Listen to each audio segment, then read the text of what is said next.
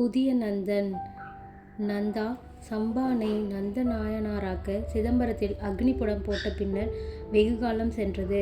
அந்த பெருமையிலேயே ஆதனூர் சந்தோஷ அல்லது துக்க சகாரத்தில் மூழ்கி அப்படியே மெய்மறந்தது. இங்கிலீஷ் சாம்ராஜ்யம் வந்த சங்கதி கூட தெரியாது. அப்படிப்பட்ட நெடுந்தூக்கம். இப்பொழுது ஆதனூரிலே ரயில்வே ஸ்டேஷன், வெற்றிலைப்பாக்கு கடை என்ற ஷாப்பு, காபி ஹோட்டல் என்ற இத்தியாதி சின்னங்கள் வந்துவிட்டன. எப்படி வந்தன என்ற சமாச்சாரம் யாருக்கும் தெரியாது. ஆனால் நந்தன் பறைச்சேரியில் விடை பெற்று கொண்ட பிறகு பறைச்சேரிக்கு என்னமோ கதிமூச்சம் கிடையாது. பழைய பறைச்சேரிதான், பழைய கள்ளுக்கடைதான். ஆனால் இப்பொழுது பழைய வேதியரின் வழிவந்த புதிய வேதியரின் ஆள் மூலம் குத்தகை. சேரிக்கு புறம்பாக அல்லது தீண்டக்கூடாது என்ற கருத்துடனோ மரியாதையான தூரத்திலே ஒரு முனிசிபல் விளக்கு.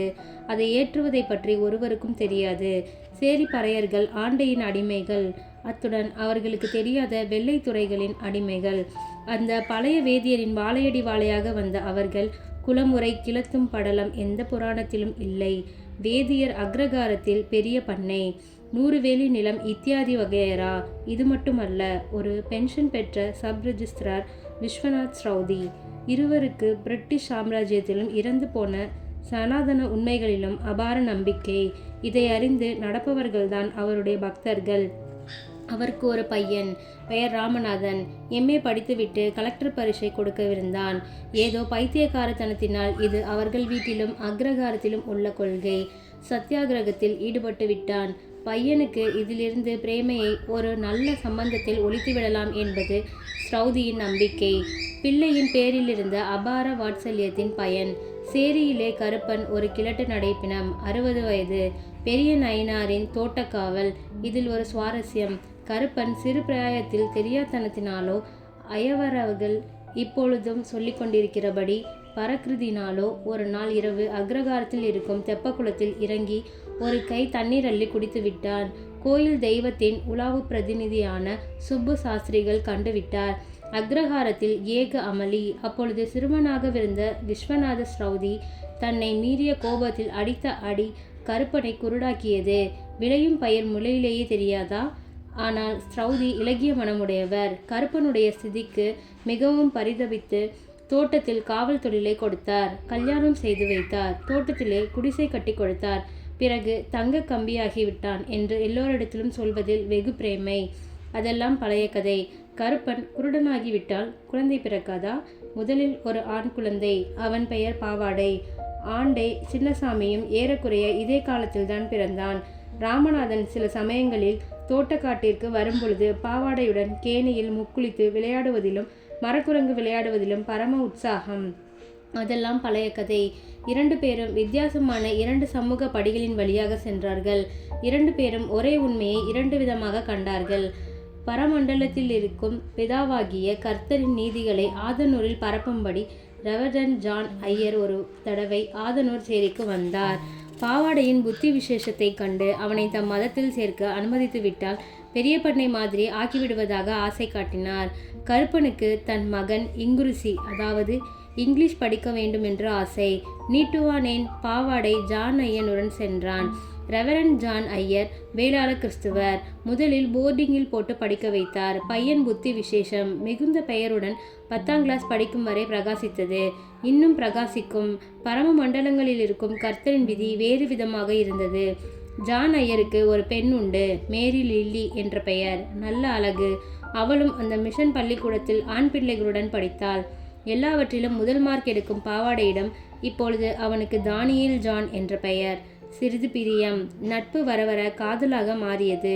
கிறிஸ்தவ சமுதாயத்தில் இந்து கொடுமைகள் இல்லை என்று ஜான் ஐயர் போதித்ததை நம்பி மணப்பால் குடித்த ஜான் தானியேல் ஒரு நாள் ஐயரிடம் நேரிலே தன் கருத்தை வெளியிட்டான். ஜான் ஐயரவங்களுக்கு வந்துவிட்டது பெரிய கோபம். பறக்கழுதை, வீட்டை விட்டு வெளியே இறங்கு என்று கழுத்தை பிடித்து நெட்டி தள்ளினார். மனமுடைந்த தானியேலுக்கு பால்வெளியாக தோன்றியது உலகம். இந்த மனநிலைக்கு மதம்தானே சாந்தி என்கிறார்கள். கிறிஸ்தவனாக இருந்தபொழுது வேத புத்தகத்தை நன்றாக படித்திருந்தான். சுவாமியாராக போய்விட வேண்டும் என்று கத்தோலிக்க மதத்தை தழுவி சுவாமியார் பரீட்சைக்கு தேர்ந்தெடுக்கப்பட்ட நாவிஸ் பிரதராக ஃபாதர் ஞானப்பிரகாசம் மேற்பார்த்த மடத்தின் 2 வருஷங்கள் கழித்தான். சுற்றி நடக்கும் அபத்தங்களும் சில சுவாமியார்களின் இயற்கைக்கு விரோதமான இச்சைகளும் மனதிற்கு சற்றும் சாந்தி தராத இரும்பு சட்டம் போன்ற கொள்கைகளும் அவன் மனதில் உலக கட்டுப்பாடே ஒரு பெரிய புரட்டு என்ற நம்பிக்கைகளை கிளப்பிவிட்டன. அதனிடமும் விடை பெற்று கொண்டு திரு ராமசாமி பெரியாரின் சுயமரியாதை இயக்கத்தில் ஈடுபட்டு விட்டான். அதிலே அவன் ஒரு பெரும் தீவிரவாதி. இப்பொழுது தோழர் நரசிங்கம் என்ற பெயருடன் தனக்கு தோன்றிய உண்மைகளை அதில் ஒரு பைத்தியம் பிடித்தது போல் பிரச்சாரம் செய்து கொண்டு வந்தான். ஒரு தடவை தகப்பனாரை காண ஆதனூருக்கு வந்தான். பழைய எண்ணங்கள் குவிந்திருக்கலாம், அதை பற்றி எனக்கு தெரியாது. அவனுக்கு 2 உண்மைகள் தெரிந்தன. தனக்கும் தனது குடும்பத்தினருக்கும் இடையே எண்ணங்களில், செய்கைகளில், ஏன் எல்லாவற்றிலுமே ஒரு பெரிய பிளவு இருக்கிறது என்பது ஒன்று. இன்னும் ஒன்று, தான் சென்ற பிறகு தனக்கு ஒரு அழகான பறைச்சிகளுக்கும் அழகாயிருக்கிற உரிமையுண்டு. தங்கை 16 பிராயத்தால் 20 அறிந்ததுதான். ஆனால் இவர்களை மனிதரின் நிலைமைக்கு கொண்டு வர எந்த பகீரதன் உண்டாகப் போகிறானோ என்ற மலைப்பு ஏற்பட்டு விட்டது. தனது பிரசங்கங்கள் படித்தவர்களிடம் செல்லும். இந்த வாயில்லா பூச்சிகளிடத்தில் ராமநாதன் வீட்டில் செல்லப்பிள்ளை இட்டது சட்டம். பக்கத்து ஜில்லா தலைநகரில் மெட்ரிகுலேஷன் வரை படித்தான்.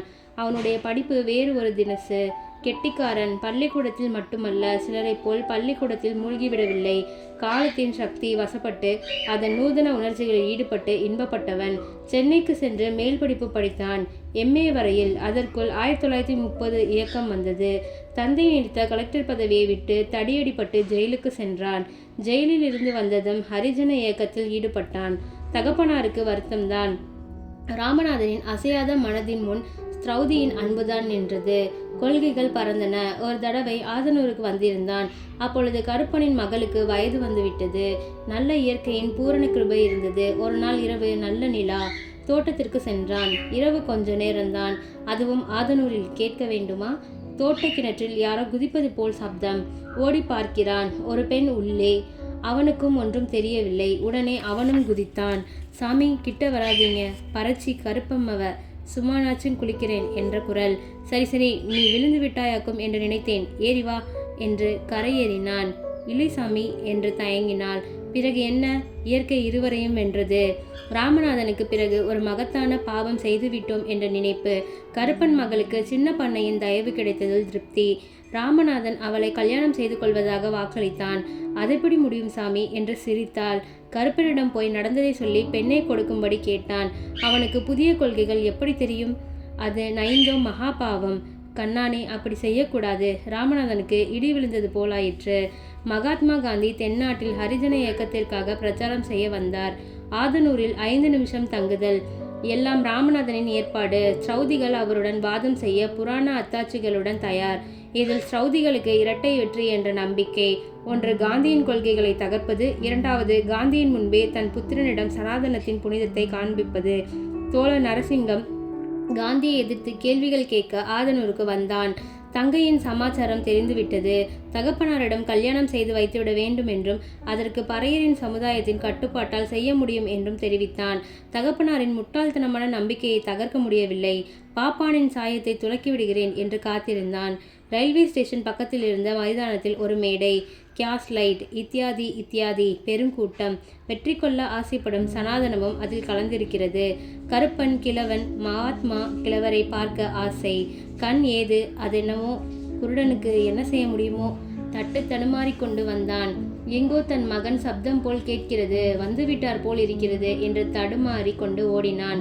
மாலைகள் வந்துவிட்டனவா என்று கவனித்து ஓடிக்கொண்டிருக்கும் ராமநாதன் சற்று பின்னால் வந்தான். குறுக்கு பாதை வழியாக தோழர் நரசிங்கம் எங்கிருந்தோ வந்து கொண்டிருந்தான்.